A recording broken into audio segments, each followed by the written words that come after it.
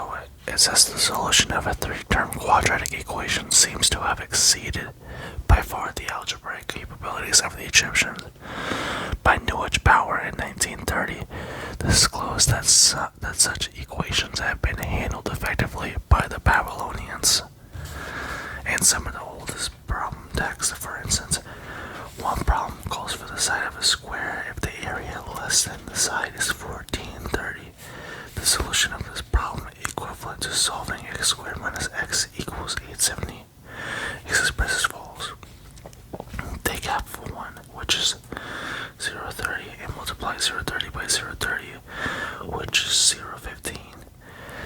Add this to 1430, it took it to 1430, 15.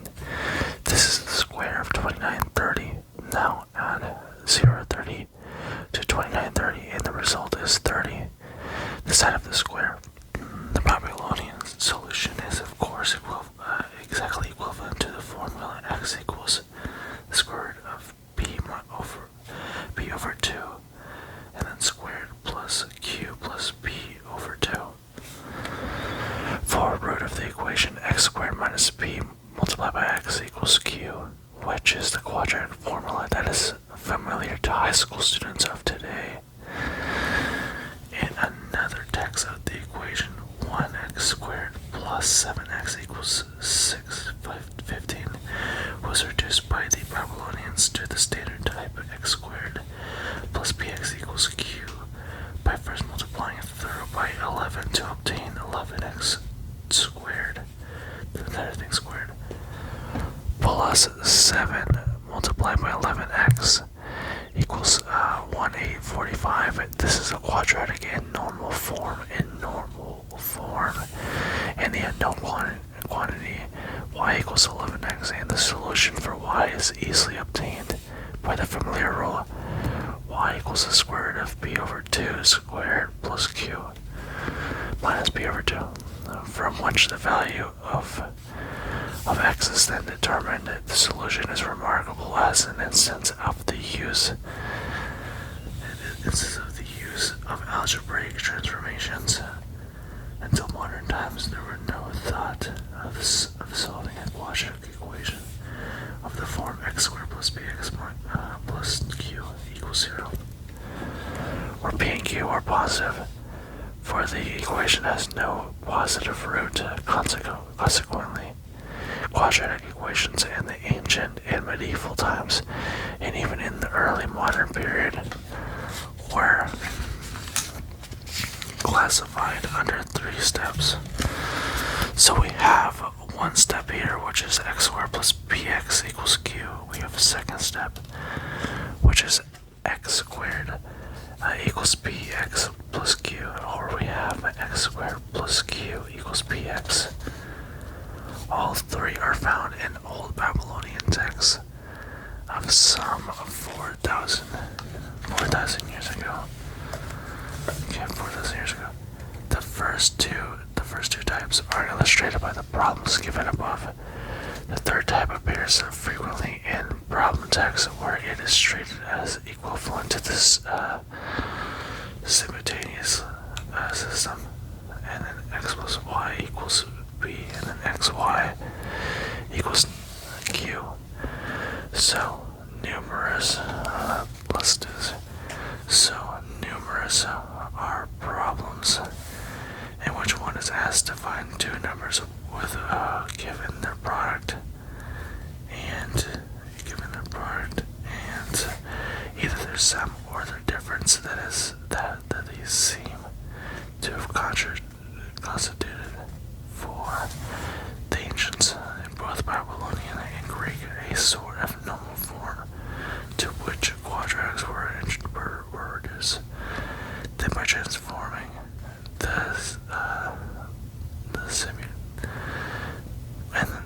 transforming the simultaneous equations by the equations x multiplied by y equals a and x plus or minus y equals b into the pair of linear equations x plus or minus y equals b and x plus y plus or minus equals the square root of b b squared plus or minus 4a. The values of x and y are found through an addition and a subtraction. A Yale uniform tablet, for example, asked for the solution of the system x plus y equals 630 and xy equals 730. The instructions of the scribe are essentially as follows. First, find which is x plus y over 2 equals 315. And then find x plus y over 2 squared. So you get these numbers. And then you get x plus y over 2 squared minus xy equals 345. And then square root of x plus y over 2 squared minus xy equals 145. Hence, you have x plus y over 2 plus x minus y over 2, 315, 145. So this is honestly like the conjugate where you should flip it. Hold the sign, my bad. So you do this one, and then you have x plus y over 2 minus x minus y over 2. And then boom. Okay, and then we have the quadratic equation x squared plus 730 equals 630. Now the Babylonian text calls for a number with a number which, when added to its reciprocal, becomes 2, 0, 0, 30, 33, 20. This leads to the quadratic form of 3. And again, we have two solutions, 1, 0, 45, and 0, 59, 0, 59, 15, 33, 20. Okay, so this is here. Now we're going to the cubic equations. Babylonian reduction of a quadratic equation of the form ax squared. Bx equals c is the normal day of y squared minus y squared plus by equals ac. Then the substitution y equals y equals as ax shows that extraordinary degree of flexibility in Mesopotamia algebra. Superiority for the Babylonians in mathematics. There's no record in Egypt of the solution of a cubic equation, but among the Babylonians there are many instances of this. Pure cubics such as x cubed equals 0, 7, and 30 were solved by direct references to tables of cubes and cube roots, where the solution x equals 0, 30 was read off the linear interpolation. Within the tables are used to find the rush missions for values not listed in the not listed. What the heck? Okay, so we're not similar. We're not solved similarly by references to the available tables, which list the values of the combination n cubed plus n squared for interval values of n from 1 to 30. With the help of these tables, they read off easily that the solution, for example, of x cubed plus x squared equals 412 is equal to 6. For still more general cases of equations of third degree, such as 144x cubed plus 12x squared equals 21. The Babylonians used their method of substitution. Okay, multiplying both sides by 12 and using y equals 12x. The equation becomes y cubed plus y squared equals 412, from which y is found to be equal to 6. Hence x is just 1/2 for 30. Cubics of the form ax squared plus bx squared plus c are reducible to the Babylonian form of multiplying, since by a squared over b squared, a squared over b cubed to obtain ax over b cubed plus x over b squared equals ca squared over b cubed. Okay, a cubic of standard type in the unknown category ax over b.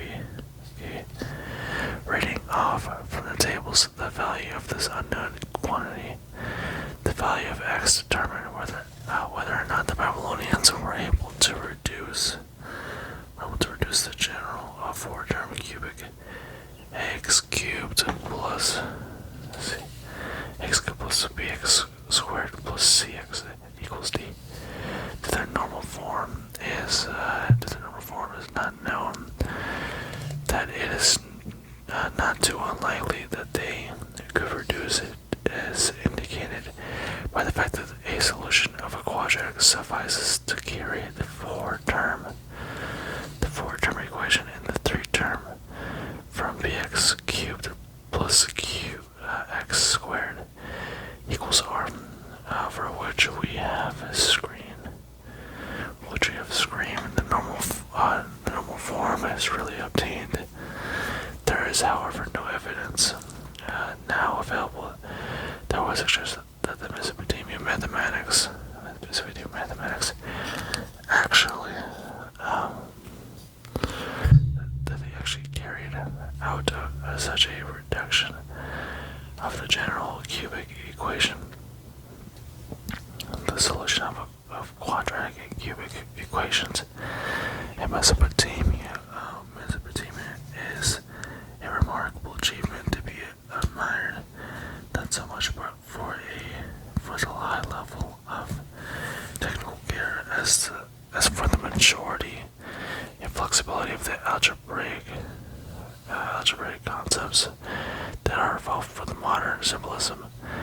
It is simple matter to see that ax cubed plus ax squared equals b is essentially the same type of question as y cubed plus y squared b, but not recognizing this because our notion is an achievement of far greater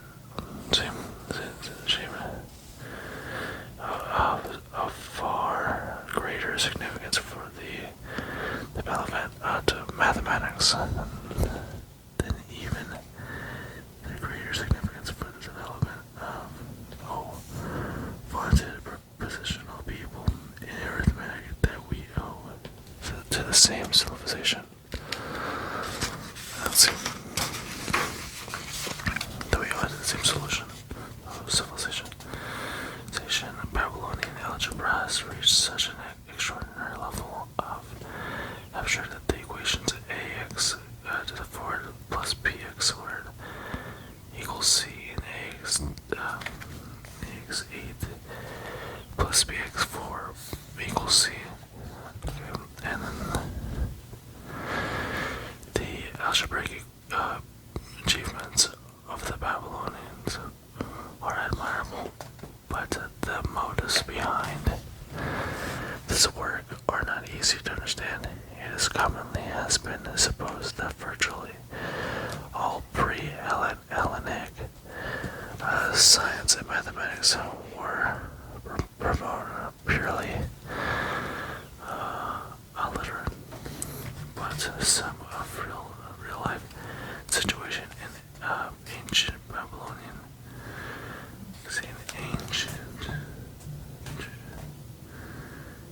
Babylonian. Let's just read right here. This says reciprocal of difference between the area and the length. If utility was the motive, then the cult of immediately was less long than it is now for direct connections between purpose and practice. In Babylonian mathematics are far from apparent. That there may well have been toleration for, if not encouragement of mathematics for its own sake, is suggested. by by a tablet number 322 in the Plimpton collection at Columbia University.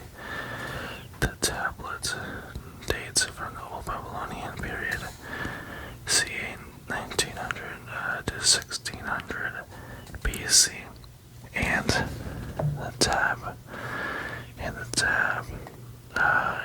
utilizations it contains could easily be mistaken for a record of business accounts analyzed. However, true that has a deep mathematical significance in the theory of numbers, and that it was perhaps related to a kind of proto trigonometry.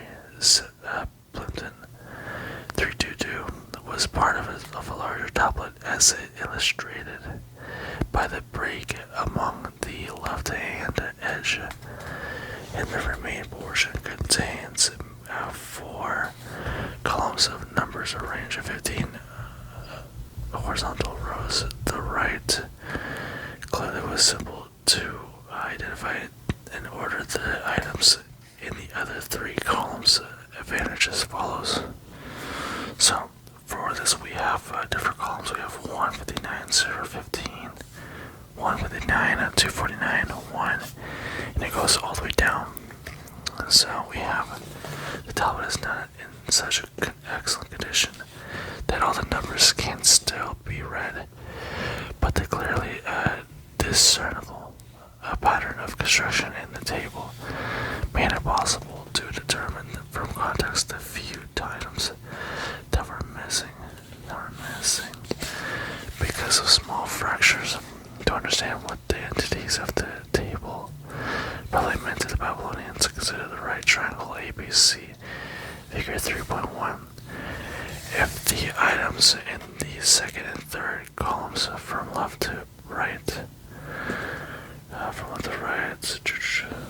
are thought of as the sides A and C respectively on the right triangle, then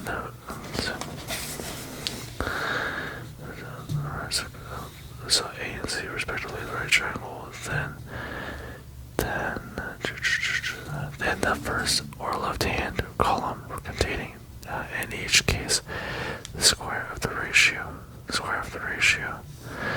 of C to be the left-hand column. Therefore, is a short table of values of secant squared A. But we must not assume that the Babylonians were familiar with our secant concept. The Babylonians were familiar with the secant concept. Neither the Egyptians nor the Babylonians introduced a measure of angles in the modern sense. Nevertheless, the rows of numbers in Plimpton 322 are not arranged in a haphazard fashion, as a superficial glance might imply.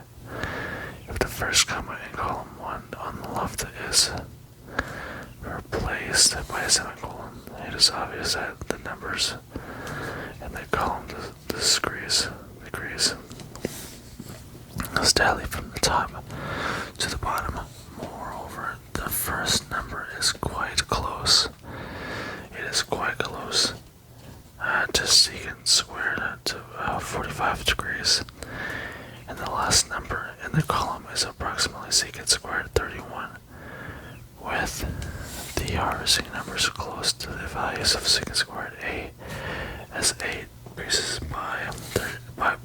so A is decreasing by degrees by about 14 degrees. This arrangement obviously is not a result of chance alone. Not only was the arrangement carefully thought out, but the dimension of the triangle was also derived accordingly to a rule. The these who constructed the table evidently, 2 years. See,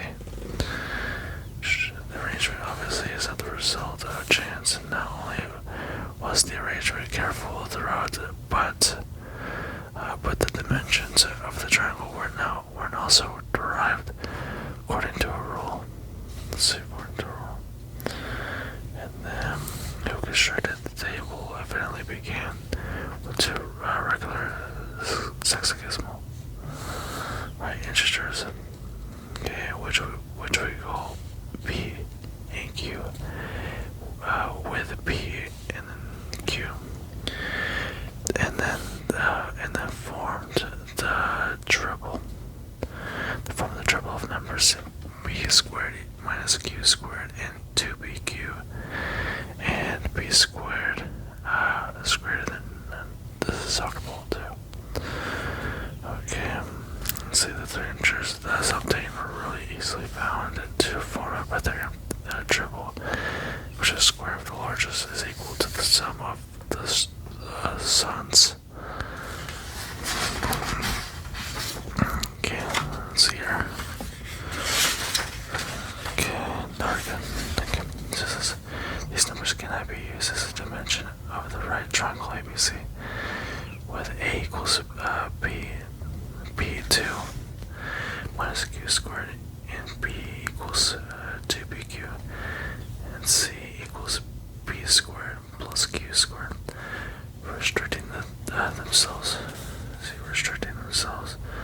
The values of P is less than 60, and two corresponding values of Q such that I P over Q plus is less than 1 plus square root of 2, and that is two right triangles for which A is less than B.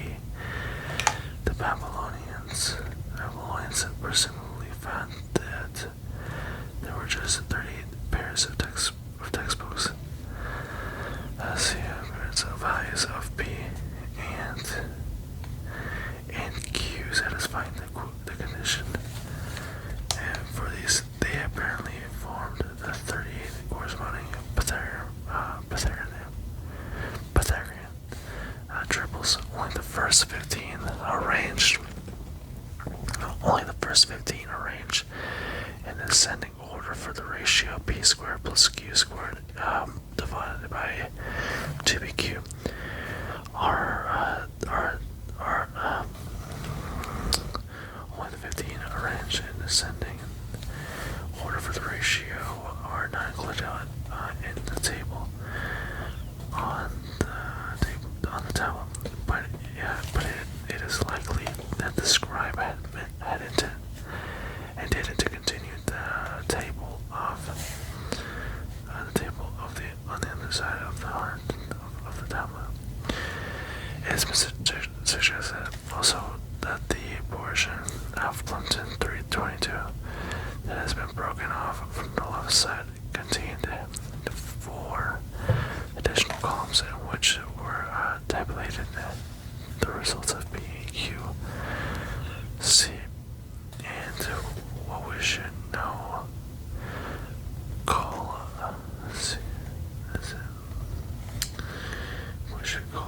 tan squared A. The Plimpton tablet 322 might give the impression that it is an exercise in the theory of numbers, but it's likely that the aspect of the subject was really incinerary to the problem of measuring the areas of squares on the sides of a right triangle. The Babylonians collect, working with the reciprocal. So right, with the reciprocal. Let's see, Plimpton 322 might have given the impression that it is an exercise in the theory of numbers, but it's likely that this aspect of the subject was merely generary. The problem of measuring the areas of squares on the sides of a right triangle on the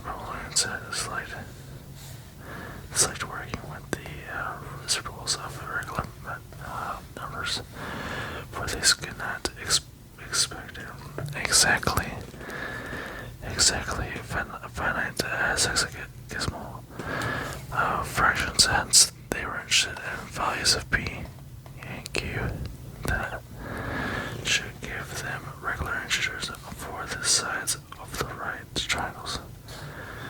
And yeah, they could give the regular integers for the side of right triangles of varying size from the isosceles right triangle down to the one with a small value. Let's see. For the ratio A over B, for example, the numbers in the first row are found by starting with P equals 12 and Q equals 5 with the corresponding values. A equals 119 and B equals 120 and C equals 169. The values of A and C are precisely those in the second and third positions from the left in the first row. On the Plumpton tablet, the ratio C squared over B squared equals 561 over 14400 is the number 159015 that appears in the first position in this row. The same relationship is found in the other 14 rows.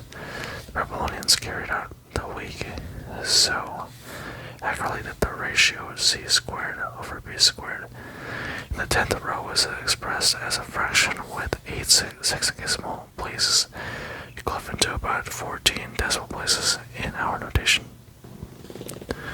So much of the Babylonian mathematics is bound up with the tables of reciprocals, and that is not surprising to find that the item in Plumpton 322 are related to reciprocal relationships. If A equals 1 and 1 equals C plus B is C minus B, so that C plus B and C minus B are reciprocals. If they start with C plus B equals N, C plus B over N, where N is the regular sexagesimal, then C minus B, and then 1 over N, hence A1 B equals 1/2, and then M minus 1 over N, and C equals 1/2, N plus 1 over R multiplied by N, are a Pythagorean fraction triple, which can easily be converted to Pythagorean integer triple by multiplying each of the 3 by 2 by all triples in the Plumpton tablet are easily calculated by this device. The counter Babylonian algebra that we have given is representative of their work, but is not intended to be exhaustive. There are in Babylonian tablets many other things, although none so striking as those in the Plumpton tablet 322. For instance, in one tablet, the geometric progression 1 plus 2 plus 3 is compound. Is summoned, and in another sum of the series of lights. See, 10 squared is found. One wonders is if the Babylonians knew the general formulas for the sum of a geometric progression and the sum of the first non-perfect squares. It is quite possible that they did, and it is been conjured that they were able to some of the first perfect first and integers. Nevertheless, it may be borne in mind that tablets from Mesopotamia resemble Egyptian papyri in the only specific case that are given with no general formulations. So I think that might be a good stopping point for tonight. So I really hope you guys enjoyed this book reading for tonight. Now, just like I said, now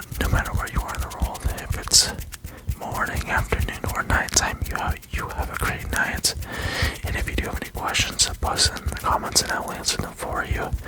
But besides that, this was Wondering ASMR, okay? And I'll see you guys later, right? Bye.